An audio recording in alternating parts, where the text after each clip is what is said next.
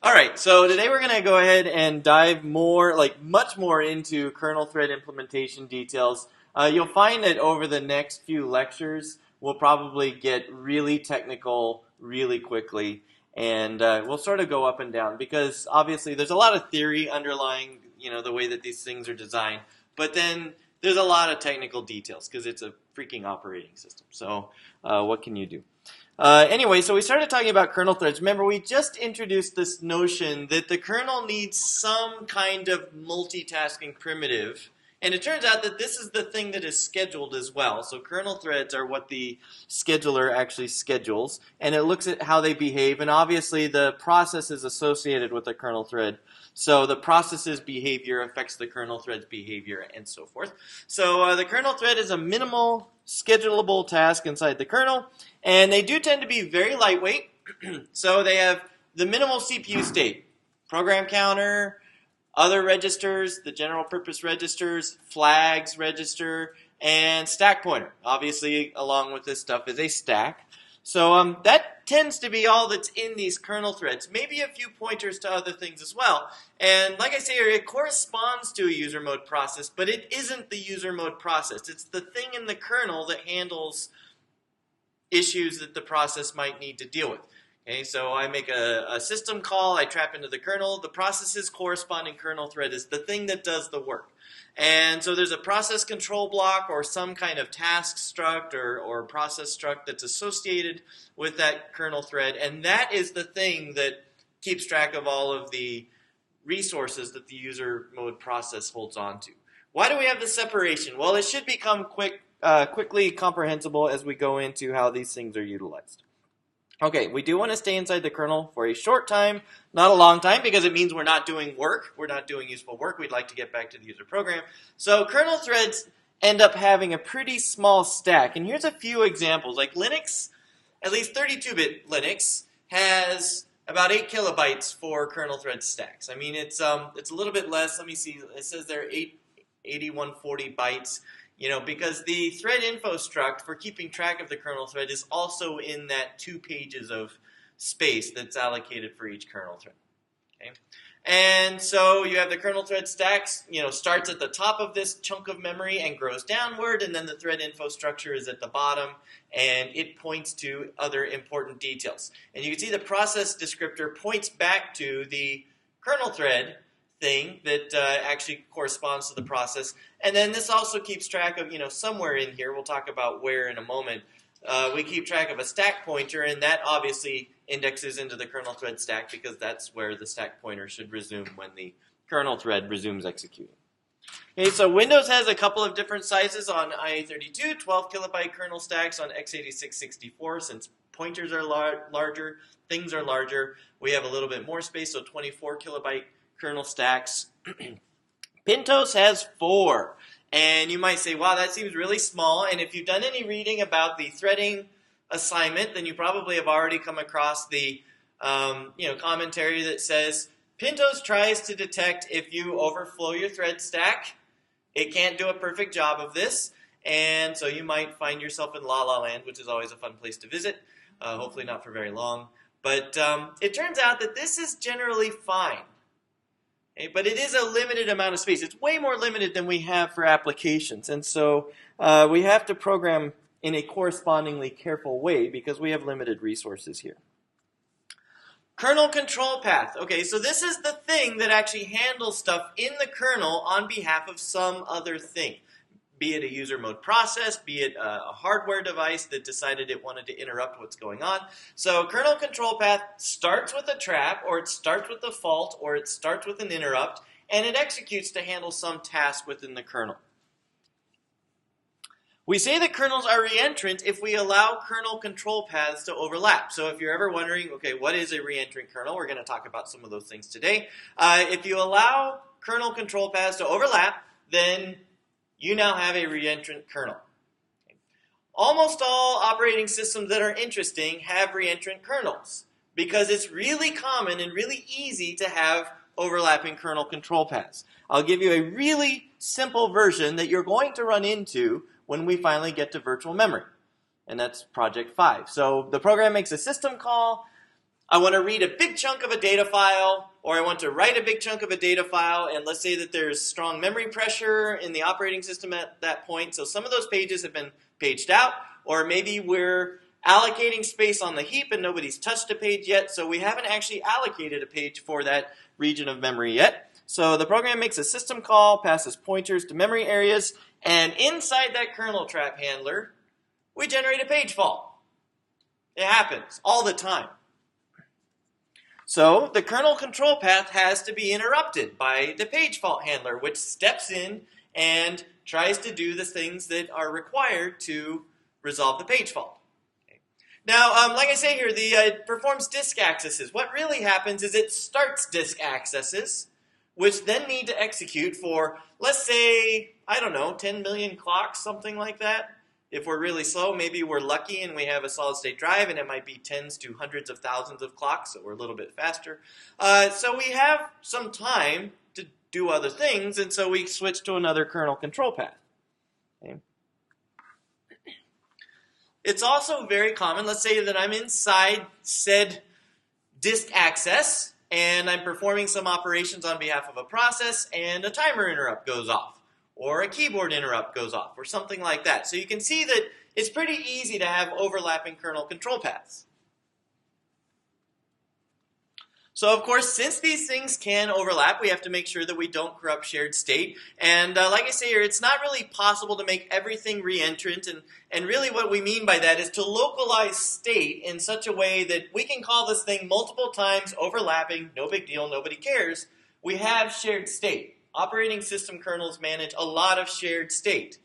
Two processes open the same file. There's shared state that's being manipulated.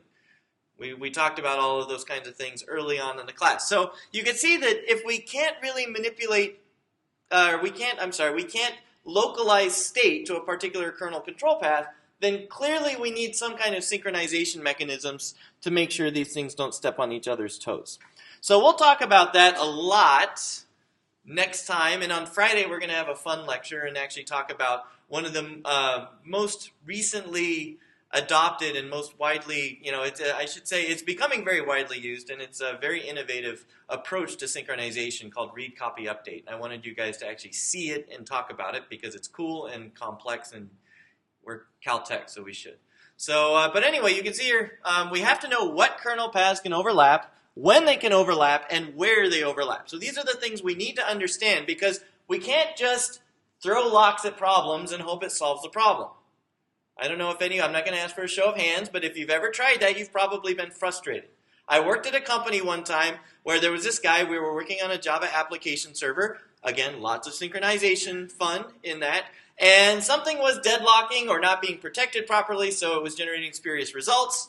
And so he's like, well, maybe I need to have another lock to guard the lock that I'm trying to acquire. And I'm just sitting at my desk shaking my head because I knew that this would not solve the problem. That's not an approach to solve problems. You need to understand it, understand what can overlap, where can they overlap, where are they manipulating shared state, and then you know where to place locks. And we also, so we have to understand how to achieve synchronization, various scenarios. We'll talk about that a lot as we go through the course.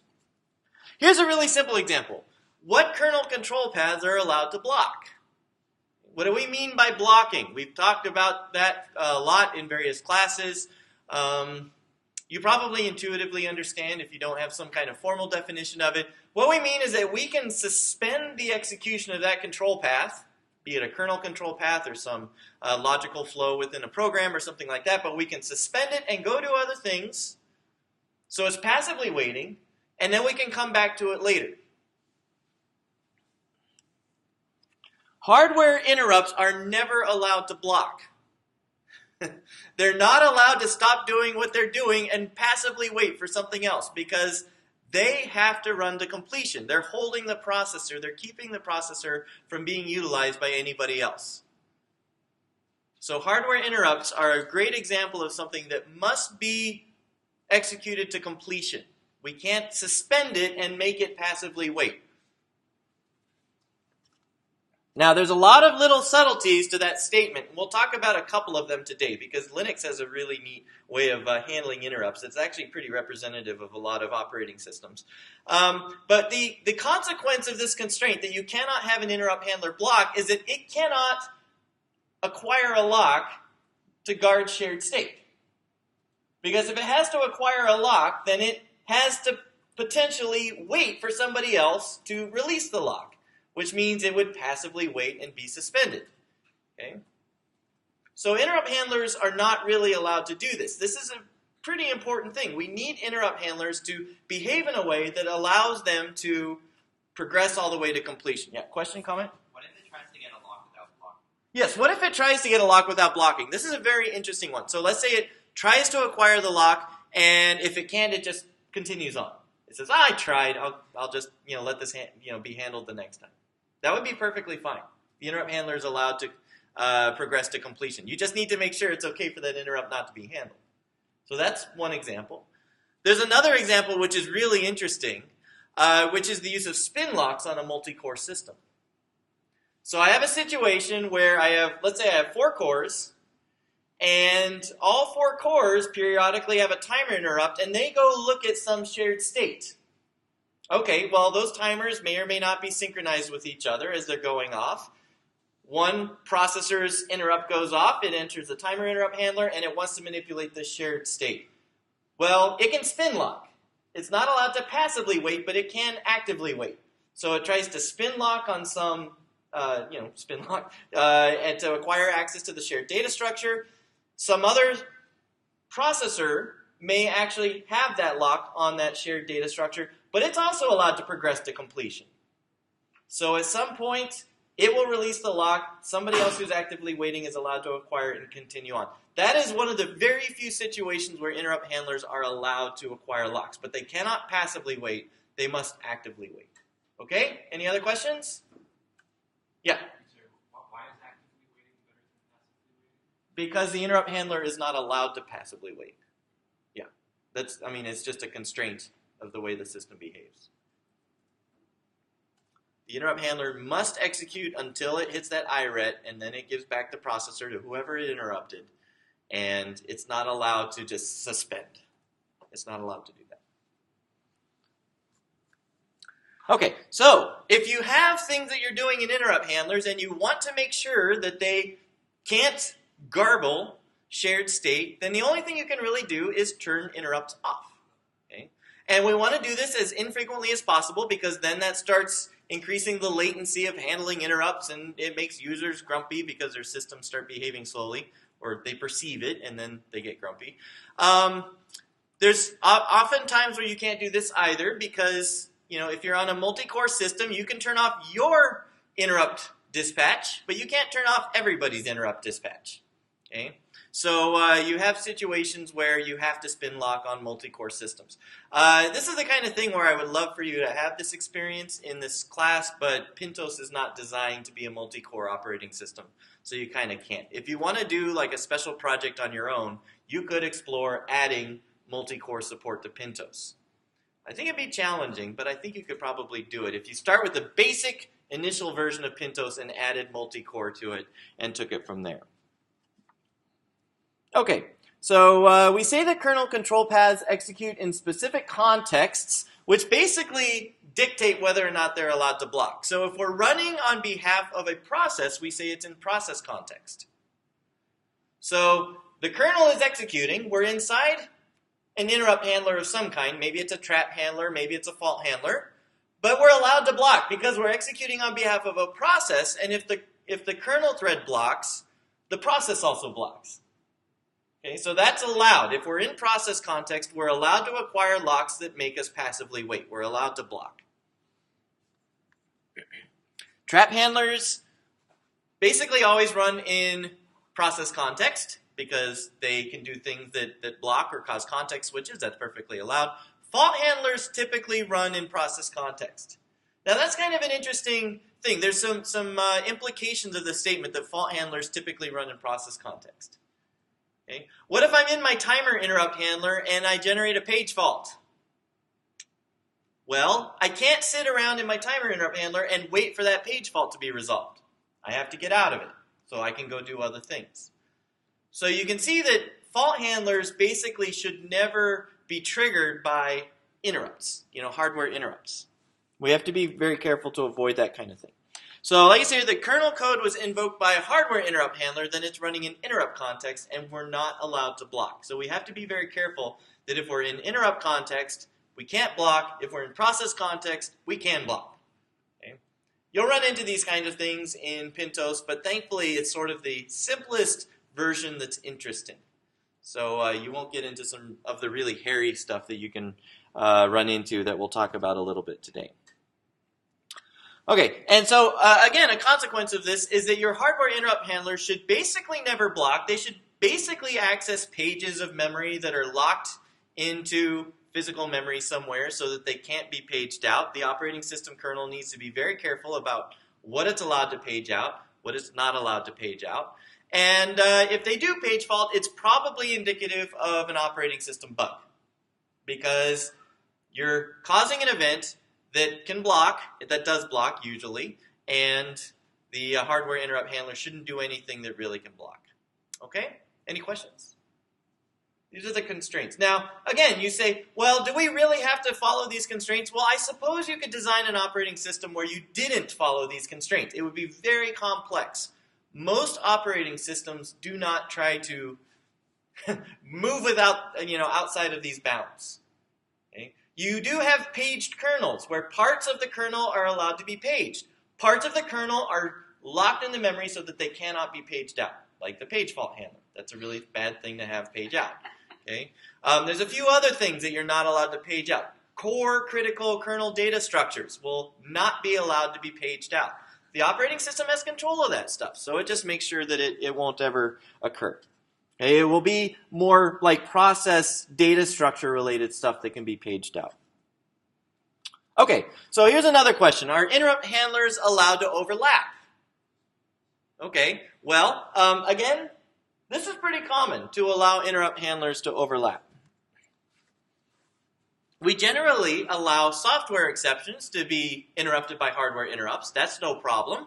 All we're really saying here is that the kernel's reentrant. Remember, I have a system call. The system call accesses memory that generates a fault. Okay, I've got to resolve the fault. Now I have a fault handler overlapping a trap handler. No big deal. This is what we already talked about. Okay? But what about if I have a timer interrupt go off during the fault handler? Should I allow the timer interrupt handler to interrupt the fault handler so that now I have trap, page fault, timer interrupt? Should I allow those situations? So this is another kind of question that operating systems have to answer. Okay, so hardware interrupts aren't allowed to overlap other hardware interrupts by default. We can always change this because we control the hardware. So there's two mechanisms on IA32, which Pintos uses both of, so that hardware interrupts are not allowed to interrupt other hardware interrupts. The first one is that interrupts are automatically disabled in the delivery of an interrupt. Okay, so when IA32 dispatches a hardware interrupt, remember it pushes stuff onto the stack where it interrupted. You can never interrupt in the middle of an instruction. The interrupt line can go active and say, hey, there's an interrupt to be delivered, but the processor won't deliver it in the middle of an instruction. It's nice that way. It always happens between instructions. And so as the interrupt is delivered, one of the things that happens is the flags register is saved, but the interrupt flag is cleared. So all maskable interrupts are disabled when you enter into the interrupt handler. Okay? You can turn it back on if you want. But as long as you don't, then hardware interrupts can basically never overlap each other. Okay? So that's the first mechanism, keeping hardware interrupts from overlapping. The second one is something that you probably are familiar with if you did the second project the way you were supposed to, because interrupts need to be acknowledged on the interrupt controller before it will deliver that kind of interrupt again. If you look at the OS Dev wiki, there's like tons of forums where people are like, I got one key press and I can't get any more key presses. Well, the reason why is because you forgot to acknowledge the interrupt at the end of your interrupt handler.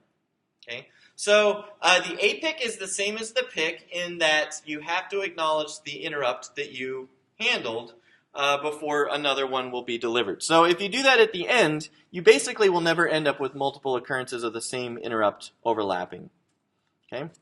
So Pintos actually constrains both of these things. So if you're sitting down and trying to figure out, okay, I have this page fault handler and my program is exploding and I don't know why. That probably won't start happening until Project 4 because that's where you start caring about page faults. So you say, well, could it be something happening in my timer? Well, no, because they're not allowed to overlap.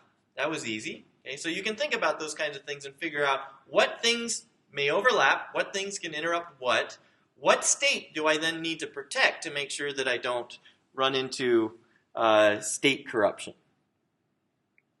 Okay, any questions about this? Okay, so that's that. Yeah, so more advanced operating systems will actually allow you to re-enable some interrupts so that they can interrupt other things. Okay? And it depends on what they want to accomplish. We'll start touching on a few of those things as we go through this discussion. But you can imagine if you don't have the need to re-enable hardware interrupts while you're inside of a hardware interrupt handler, don't turn it on. Just leave it off. Get out of your interrupt handler as quickly as possible so your system is performant, but don't allow them to overlap. It's simpler. Okay, so Linux has 3 different kinds of interrupts that it cares about.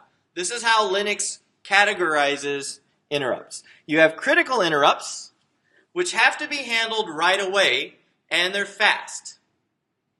So the handler actually runs with all other interrupts disabled. Those are critical interrupts. So these are the ones that are handled. No other interrupts are allowed during that time. Get them done, get them handled, and then go back to whatever you were doing. Non-critical interrupts are short, so you can finish them quickly, but other interrupts are allowed to interrupt them. Specifically, critical interrupts, obviously, would be allowed to interrupt them. And I suppose that if you had other non-critical interrupts, which were a higher priority, then those could also interrupt another non-critical interrupt. Okay? And so how do we enforce this distinction? Well, it's just how we write the program, right? If we never say STI in our interrupt handler so that interrupts are turned back on, then we have an interrupt handler that won't be interrupted. If we have a non-critical interrupt handler, we can just turn on interrupts where we want to and allow other things to trigger. Then you have the third one, which I think is actually the most interesting, which are non-critical deferrable interrupts, where basically all you want to know is that it happened and you want to do something about it eventually, but you don't care about doing it right away. Those are non-critical deferrable interrupts. So we may have a task that shouldn't actually be in the interrupt handler. And so they kind of behave exactly as you would expect.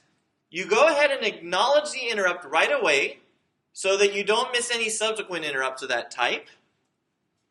And you do this magical little thing where you squirrel away a little callback function that says, handle this situation when you get a spare moment. That's basically how non-critical deferrable interrupts are handled inside of Linux. Yes? Do you have any examples of what things would go in those? You know, I don't, and I really wanted to look that up, but I was too lazy. So this stuff is talked about in great detail in the inside the Understanding the Linux Kernel book. So I'm hopeful that it actually gives examples of these various kinds of interrupts. I would imagine that a good example of a non-critical deferrable interrupt would be page fault handling. But I couldn't tell you off the top of my head, like maybe a timer interrupt would be a critical interrupt. There's other things Linux does that really complicate stuff that we'll talk about in a second. But yeah, I should go and look up some examples of each of these just to illustrate. Okay, so yeah, I apologize that I don't have an answer right now, because that would be a good thing to share. So the way that Linux handles these non-critical deferrable interrupts is using this mechanism called softir. Again, if you've done any heavy Linux administration or anything like that, you may have come across this. There's actually this little daemon that runs softirqs in the background if they don't get handled some other time. But basically, the idea is we create what they call a deferrable function. It's kind of just a closure. Okay? We have a function callback. We have some environment that's necessary for the function to know what it's supposed to do. And we queue that up somewhere to be executed at some point in the future. It doesn't have to happen right away. Okay? But notice the interrupt handler itself runs to completion really quickly. Create a softir queue, acknowledge the interrupt, return. That's all it has to do. And then we go ahead and run the deferrable function later. So they are run as a batch, typically. So they queue up and then we run them all as a batch.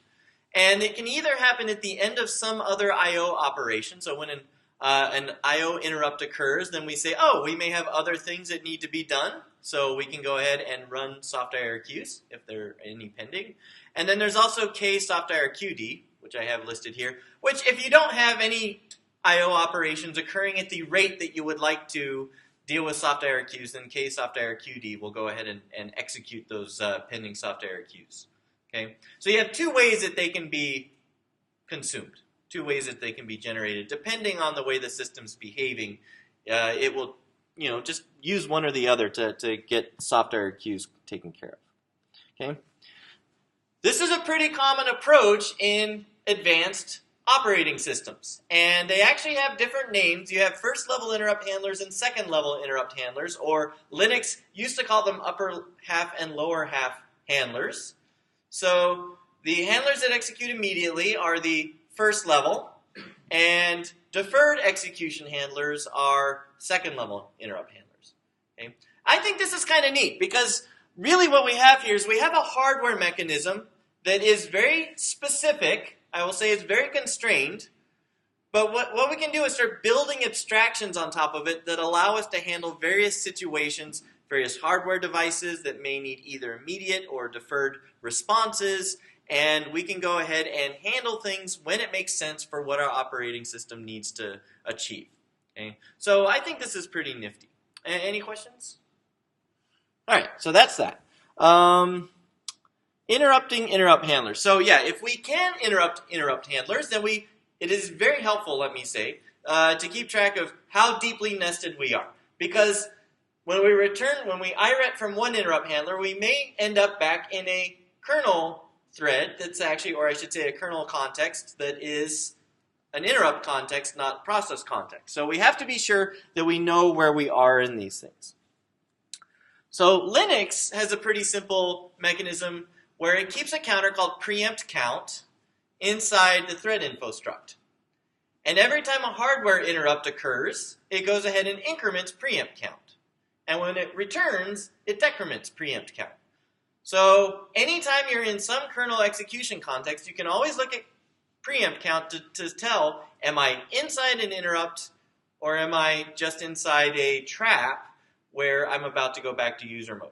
Okay? If I'm inside of an interrupt handler, I'm not allowed to do anything that delays, or I should say anything that passively waits. But if I am in process context, then I can do whatever I want. I can go ahead and block, and it's just going to block the process. It's not going to hang the machine. Okay, so that's an example of how Linux handles this issue of nested interrupts. Okay, so we have reentrancy now, and I already said reentrancy is really desirable in kernels. Okay, but we also have a situation that we could have the kernel preempt itself or not preempt itself. And so you might have heard the term preemptive kernel, non-preemptive kernel before. Let's talk about what that actually means. When you look at how the execution of a kernel thread progresses, typically in most kernels there is a specific point in the code where context switches can occur. Okay? So let's say that I'm going through my execution, I do something really slow, I say I want to open a file, I want to receive data from a socket, something like that. The kernel sets that up in the trap handler, and then it gets to a certain point and it's like, do I have nothing else to do? Yes? Okay, switch to somebody else. And that'll happen at a specific point in the actual flow of that code path. Okay? So if we have that situation where the kernel always performs context switches after it's done doing whatever it needs to do, then we call that a scheduled process switch. Because it always occurs at a specific, widely understood point in the kernel code. Okay? And you'll notice this, like Linux, in the Understanding Linux kernel book has a picture where it's like, here's the flowchart, and it's like, do stuff, do more kernel stuff, do kernel-y stuff, and then at the end it's like, do I need to context switch? Yes? Okay, then call the scheduler and context switch to somebody else. That's a scheduled process switch. So what we're saying is the kernel is not allowed to preempt itself. And more specifically, kernel traps are not allowed to preempt other kernel traps. User mode code is not allowed to preempt kernel code. These are more specifically what we're saying here. Okay? And like I say here, this is not related to preemptive multitasking, which can be really confusing because they both use this term preemptive. But what we're really saying is the kernel allowed to preempt itself? If we can preempt user mode applications anytime, then that's preemptive multitasking. But if the kernel is allowed to preempt itself, then we say that we have a preemptive kernel. Okay, so preemptive kernels are allowed to context switch at a much broader range of locations rather than just this one point in the execution. And so we call that a forced process switch. So it can actually force a process off the CPU even when it's doing something in kernel mode on behalf of that process. So a pretty common kind of example for this is we have a process, made a system call, it's copying data out of some kernel buffer, let's say it's an I/O buffer, into the process's user space buffer that it is using. Okay. So it's doing that, and the kernel is spinning on some loop as it moves data out of the kernel buffer into the process's buffer, and some interrupt fires. Okay, and now some other higher priority process is allowed to proceed. Okay, let's allow this. And now process B actually bumps process A off of the processor, even though it's in the kernel and not in process A user space code. Okay? So this is an example of a forced process switch. Okay? And what this means is that process A was in the middle of doing something, or I should say the kernel was in the middle of doing something for process A, and we won't allow that to complete until we actually give the CPU back to process A. So when we switch back to process A, we actually stay in the kernel because we have to finish this operation, and then we can go back to the user mode code. Okay, so you can see that this is somewhat more complicated than having scheduled process switches. Yeah, so preemptive kernels can replace the currently executing process with another process at any time. And it's not really at any time, it's just at a lot more times than the scheduled process switches. Okay, why would people want to do this? Well, you can see here that if I have one process that's higher priority than another, it may be that because of my system constraints or my system requirements that I need to get that interrupt handler to run that other process as quickly as possible. So that's a situation where we might want to actually have kernel preemption. So that if the kernel is doing something for a low priority process, something important happens, I want to switch to the high priority process right away, no big deal. I can just go ahead and do that. Okay? So that's preemption. Now, yeah, so this is what I was mentioning before. It does increase the complexity of operations within the kernel somewhat. We have to be careful. Basically, you can still constrain when these forced process switches occur.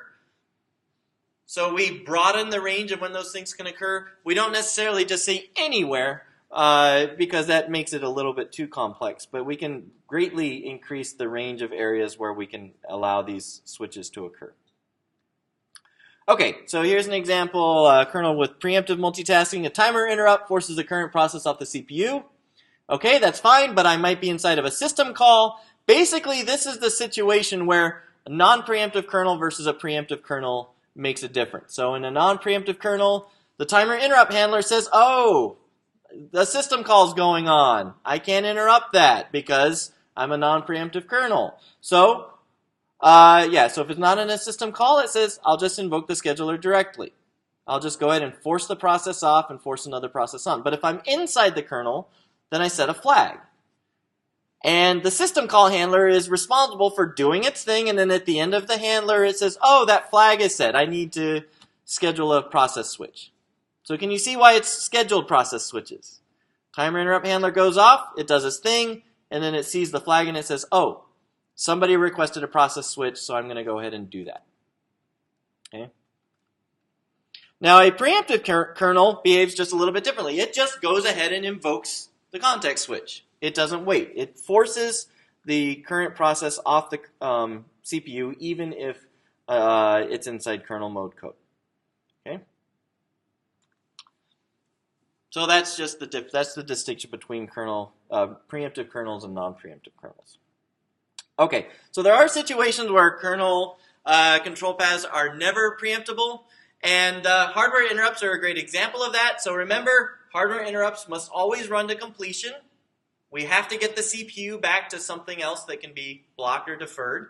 And so if I have a hardware interrupt handler go off, and then something else, our timer goes off and it says, okay, you have to change process. Well, but I'm inside an interrupt context, so I can't actually just do that. So the way that these situations can be handled is, again, keeping track of your interrupt nesting level.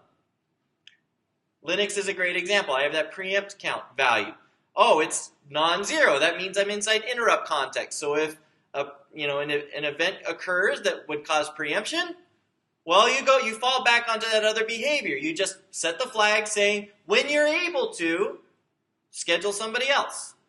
But I can't right now because I'm in interrupt context, so I'll go ahead and just do the normal way. So you can see that preemptive kernels kind of behave in a way that's a superset of non-preemptive kernels. Once you have non-preemptive support, so I have to set a flag that says time to reschedule, well then adding preemption isn't terrible, because you have to use the same mechanism sometimes anyway if you're allowing interrupts to overlap. Okay, so that's a little bit of a detail there. Okay. Alrighty, let's see. Now the next thing we're going to do. Are there any questions about any of this preemption stuff? If you understand the basics of it, then that's awesome. That's really all I care about right now, because Pintos is reentrant, but it's not preempted. Okay? Everything in Pintos is scheduled process switches. So if you at least understand that, and that means that hardware interrupts are not allowed to overlap, but hardware interrupts can interrupt software traps, you're golden. That's really the minimal that you need to understand for the assignments. Okay? All right, so enough about that. Let's start talking about the mechanics of this, because we need to understand what happens in the hardware to understand how these kernel control paths are allowed to interrupt each other. And it's interesting because it actually behaves very similarly to the CS24 threading lab. So I used to think that lab was dumb until I started digging into how operating systems work, and then I was like, wow, this is the best lab ever, because it actually follows very closely what you do in real life. Okay, so IA32, remember we have a stack per protection level. Thankfully, you don't have to set that up. It's all set up for you in start.s and all of that code in Pintos. So the user process has its own stack, which gets stuff in it as the program executes. And then I have a trap. I intentionally trap into the kernel, or I get interrupted by a hardware interrupt. The timer goes off, a disk I/O interrupt goes off, then I switch into the kernel thread stack, and certain things are saved into that kernel thread stack. Okay? Now remember again, we don't really talk about this because it's more in the context of scheduling. It's one of those connections that we won't follow right now. But each user process or each thread, if you have kernel-level multi-threading support, will have its own kernel thread stack associated with the user process stack. It's separate, but it's associated with it. And so the first thing that the processor does, since we're switching protection levels, is that it saves the old stack details. So the stack segment value and the stack pointer value. Okay? Yeah, and so like I said, nothing is written onto the user process stack. The user process stack actually stays basically untouched in this mechanism. Now, when you get into signal handling, that's where we really manipulate the user process stack in obscene ways. It's really quite exciting, actually. But the kernel thread stack is where all the action is occurring during these entries into the operating system. Okay? Yeah, and obviously when we don't change protection levels, those details are not saved. But the other details that are saved every single time are the flags and the location we were executing.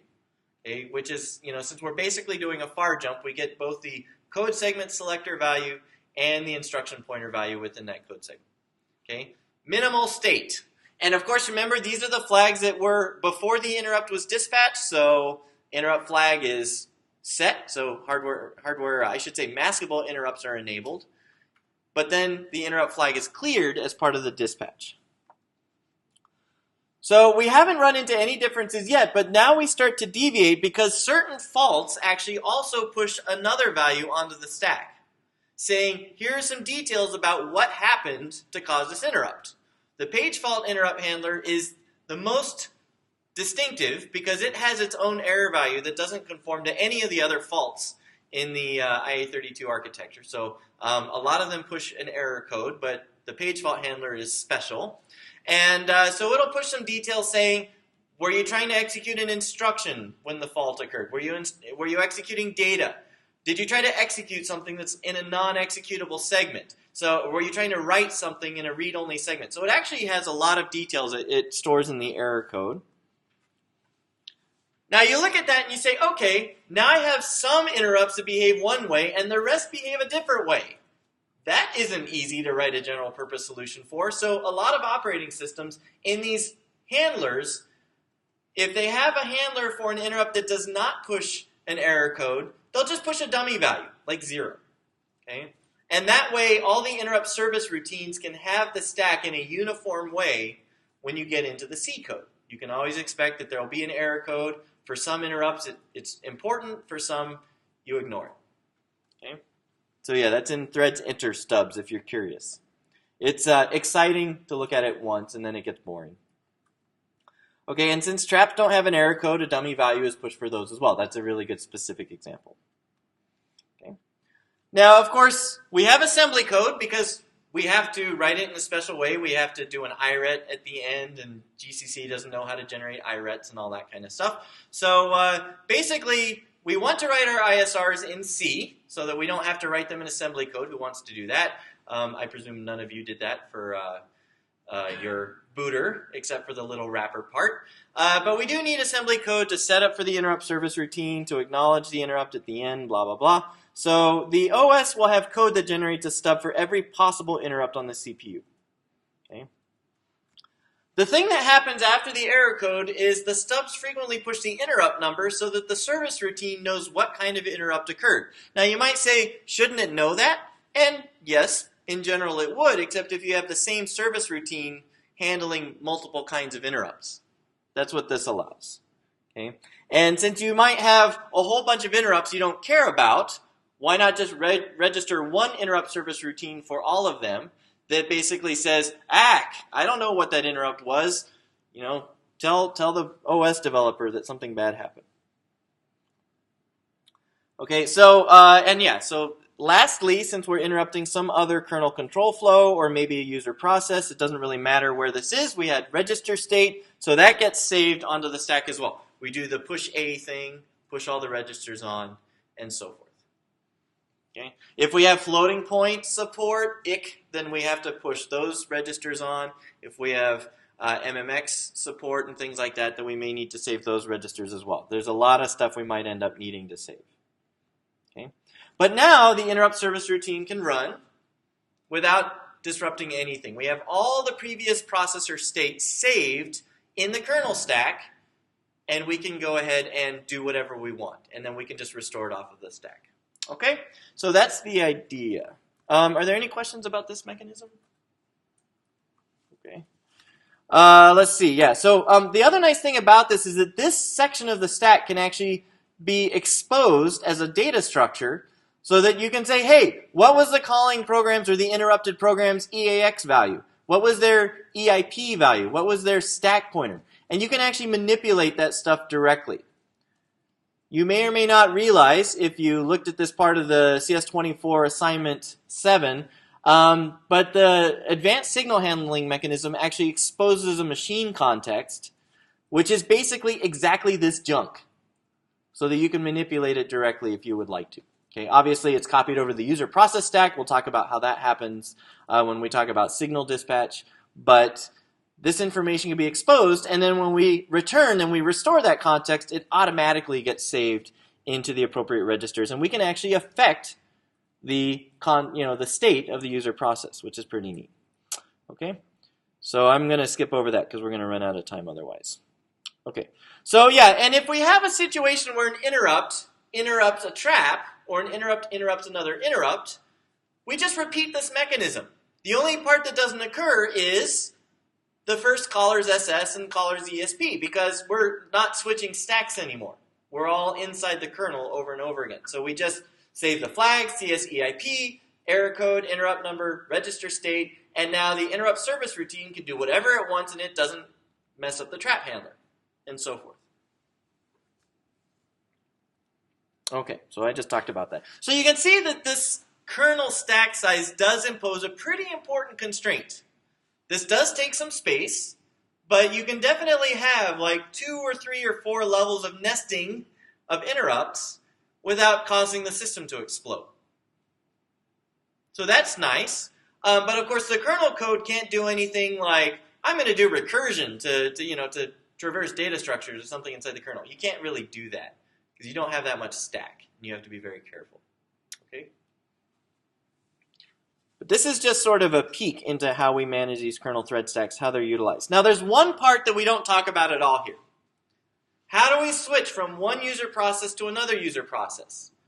Well, it's really easy. It's not complicated. We have one kernel thread stack. It knows where its stack pointer ends and blah, blah, blah. It's got a thread struct that describes that. We just switch to another kernel stack and do all the other attendant switching of details, like updating the MMU and so forth. And we restore that stack's context off of the stack. So we can switch between kernel thread stacks very easily. Now that part is called dispatch, and we aren't going to talk about it right now because it's a little bit aside from the story we're going to talk about today. So just be aware of that. That is the one part we haven't really talked about. Okay, so that's that. That's a little bit of the mechanics. So you can start ingesting that, and we'll obviously revisit it a couple of different times. But since we have this shared state manipulation, we clearly need to think about synchronization. So we're going to start talking about what primitives do we have, how do they work, how do we implement these things, and how can we use them. Okay? And obviously, since we have different control paths following different constraints, we have to think about those kinds of things.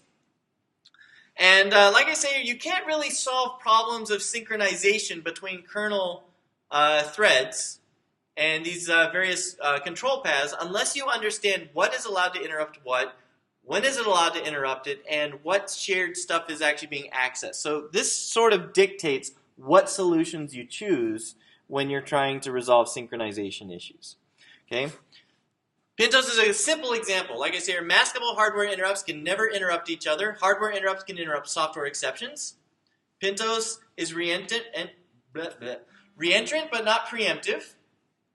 So a lot of times, if we want to keep from having stuff overlap, we just turn off interrupts. That was easy. And then we turn them back on when we're ready to do stuff. Okay? And we get more sophisticated as we build up our primitives, but that's the simple way of dealing with issues within Pintos, because Pintos takes a relatively straightforward approach. Okay, so we can have these overlapping control paths we need to synchronize. You've probably heard the term race condition.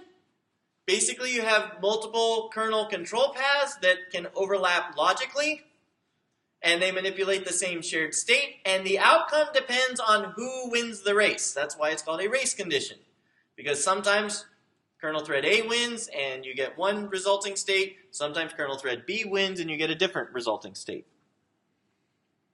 And unfortunately, they don't always happen, which is why we like you to test on QEMU and we like you to test with Box. And I applied the jitter patch so that you can make the hardware interrupts go at different times so that you can potentially expose concurrency issues more frequently and more easily. That's why testing is really important.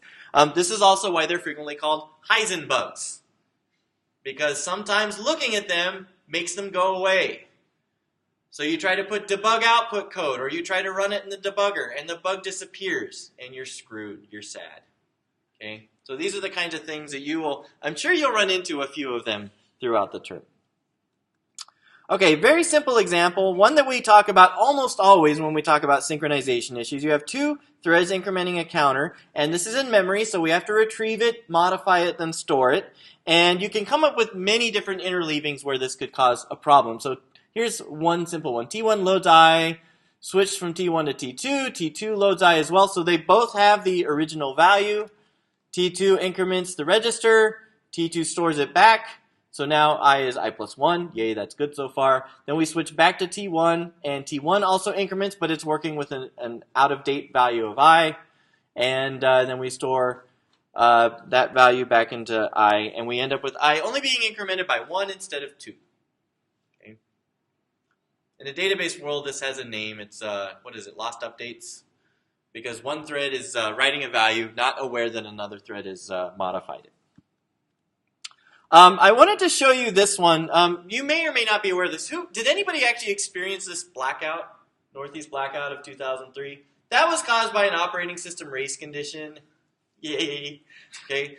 So the weather was hot, which I guess in the Northeast was like 85 degrees, which was kind of funny. But like it says here, there was a widespread power outage affecting 45 million people. Okay, so it was hot. People were running their air conditioners. You have these power lines. What happens to a power line when you draw too much power through it? It heats up. And what happens with the power line when it heats up? This is basic physics. Yeah, it expands, so it gets longer, and then it sags, and then it touches trees, and the circuit goes down. So then what happens? Well, you reroute power into neighboring lines, which then have too much current, so they start to get hot, they sag, and then they go out. So they had this cascade failure that was occurring in their power grid. And a big part of it was that nobody knew what was going wrong because there was a bug in that part of the system. Like it says here, they basically thought everything was fine for an hour, and the system was falling over left, right, and center. Okay? So, yeah, the alarm reporting system crashed. And so it switched over to a backup system, which, guess what, had the same bug, and so it fell over almost immediately. Yay for race conditions. Very exciting. Okay, so, yeah, the Ohio operators were making decisions based on old information because the reporting system had a bug in it. Okay, so there was an alarm system, like it says here, approximately 1 million lines of code. It took 8 weeks to track down this bug. Oh, I love it.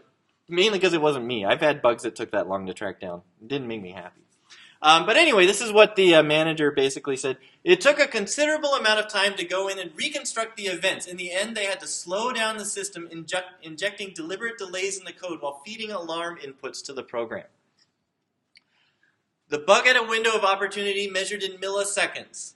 There was a couple of processes that were in contention for a common data structure, and through a software coding error in one of the application processes, they were both able to get write access to a data structure at the same time.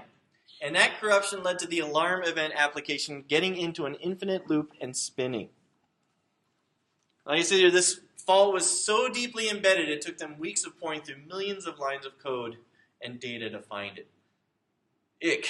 This is why it's so important to understand what can interrupt what. Now, if you have a system that complex, bugs do happen, and they are this difficult to find, and it just makes you sad. So, you know, it's too bad.